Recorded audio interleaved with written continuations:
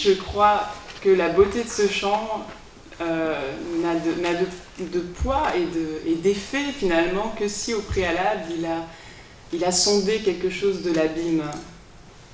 Et il y a quelque chose que je travaille depuis longtemps maintenant, mais que j'ai pu exprimer comme ça que récemment, c'est que je crois qu'il y a une gémellité entre l'horreur et la grâce. Une gémellité que je ne m'explique pas vraiment en fait, mais que je pose comme ça, comme un postulat, qui est que c'est souvent dans les endroits de l'horreur que quelque chose de la grâce peut être vécu.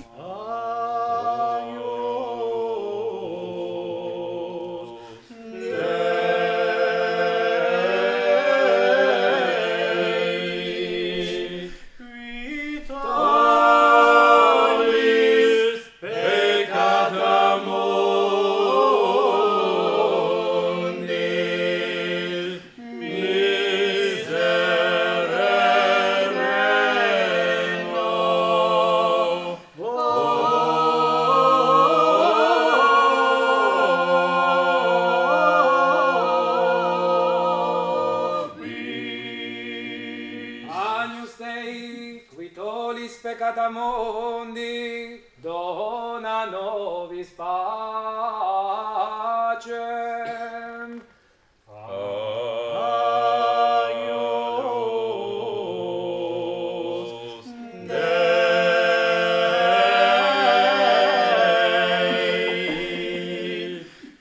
qui tollis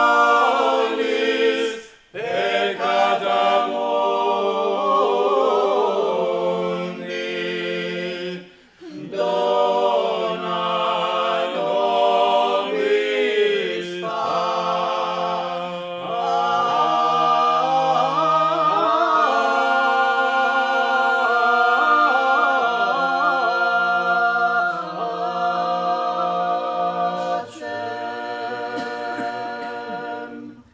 Je sais ce que l'effroi veut dire et la paralysie qui peut entraîner sur toute une vie parfois.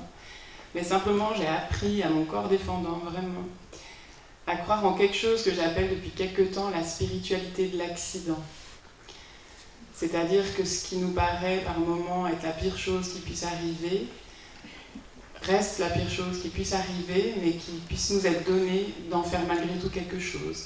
Il y a un passage de l'Évangile où ces imbéciles de disciples dont je fais partie par la suite, j'aime beaucoup parce qu'ils sont vraiment très très bêtes et que du coup ça, on se dit bon bah si ils ont suivi, je peux peut-être suivre aussi. Demande à Jésus en croisant un aveugle né de naissance, mais alors bon, il est aveugle, alors qu'est-ce qui s'est passé? Est-ce que c'est lui qui a péché? Est-ce que c'est ses parents? Il se trouve malin en plus à faire une distinction avec de savoir si des fois on peut payer la faute de nos parents ou si on paye toujours notre propre faute, puis ça les gêne comme il est aveugle de naissance. Voilà, il part dans un grand délire comme ça, théologique, sur la rétribution dont on reparlera parce que c'est aussi le thème du livre de Job. Et Jésus, ça ne l'intéresse absolument pas. Il traîne ses boulets avec lui pendant tout son ministère, donc il a un peu l'habitude, mais là, il leur dit quelque chose de... Non mais vraiment, c'est des affreux boulets, c'est pour ça qu'ils sont sympathiques.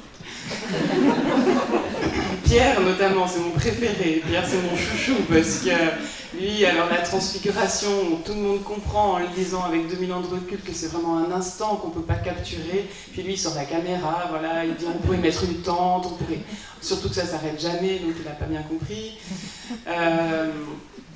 Voilà, qu'est-ce qu'il fait encore de génial? Oui, non, mais moi je te trahirai jamais, tu penses jusqu'à la mort avec toi, 2 minutes après c'est fini. Non, je le connais pas ce type-là. Ah bah non, je l'ai jamais vu. Donc voilà, et il est adorable. Et... mais oui, mais ça fait du bien, parce que moi je me reconnais alors. Et donc Jésus, par rapport à cette question de l'aveugle-né, dit c'est ni lui ni ses parents. Voilà, en fait la question elle n'est pas dans le pourquoi en amont, elle est dans le pourquoi faire. Et il déplace la réponse en disant « mais afin que les œuvres de Dieu soient glorifiées, etc. etc. » Donc Jésus ne donne pas de réponse à la cause du mal. On n'a pas de réponse On a essayé après de lui faire, d'élaborer un truc qui s'appelle péché originel, et puis en fait on y arrive, on voit bien que ça coince toujours quelque part, notamment avec la question du juste souffrant qui est celle de Job, notamment avec la question de la souffrance des enfants. Mais oui, on va dire qu'ils sont porteurs du péché originel, super, on est consolé une fois qu'on a su ça. Mais c'est vraiment une question en fait qui n'est pas résolue. Moi, c'est ce qui fait que je suis assez tranquillement chrétienne, parce que je trouve que quand on lit l'Évangile, on voit bien que le Christ prend vraiment au sérieux la condition humaine et n'apporte pas des petits pansements en fait de consolation ni des réponses théoriques qui seraient censées nous enfermer dans un système d'explication. Et ça, c'est quelque chose qui me touche beaucoup. C'est le fait que ce ne soit pas une religion qui fasse l'économie des questions irrésolues et des moments injustifiables en fait de nos existences, parce qu'il y a des choses qui sont injustifiables, il y a des violences qui sont injustifiables, il y a des déchéances qui sont injustifiables, des souffrances qui le sont aussi, et que le Christ nous croit capables de vivre sans avoir résolu ça, en fait,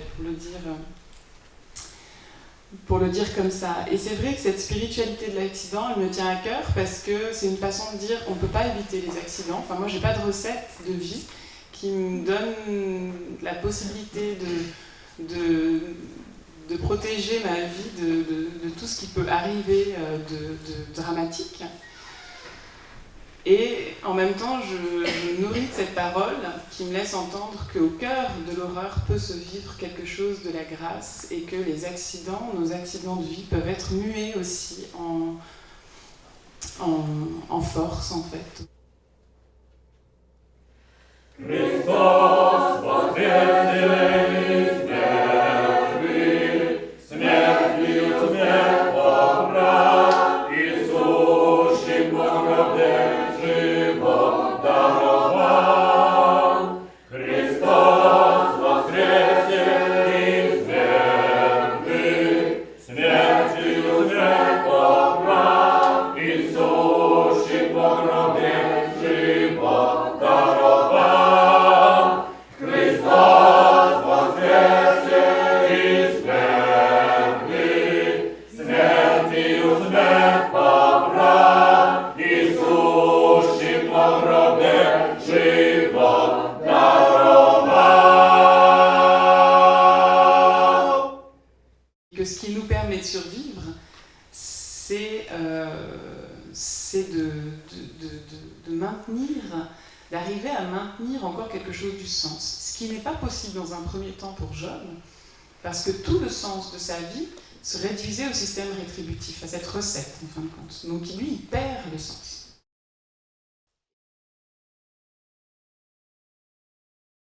Un acte de foi.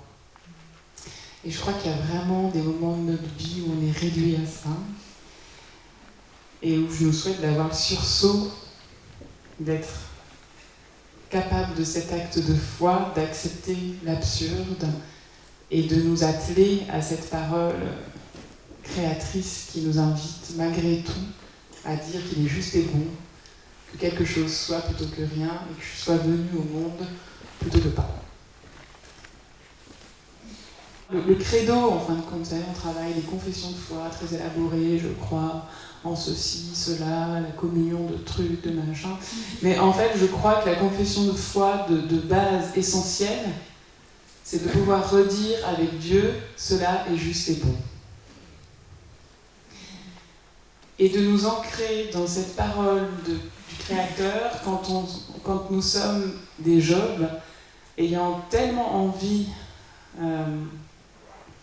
étant tellement en souffrance, qu'on en vient à remettre en cause justement ce credo fondamental, ce credo le plus basique de l'existence en général, qui est que quelque chose est et qu'il faut bien faire avec.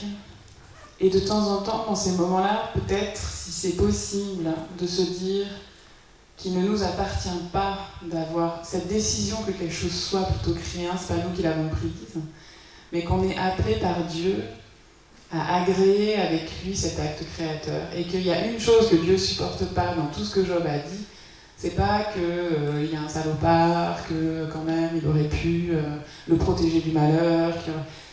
C'est pas ça, mais c'est qu'on touche au bien fondé de son acte créateur. Воскресение Твое, Христе, спасе. Ангели поют на небесе, и нас на земле сподоби. Чистым сердцем Тебе славить.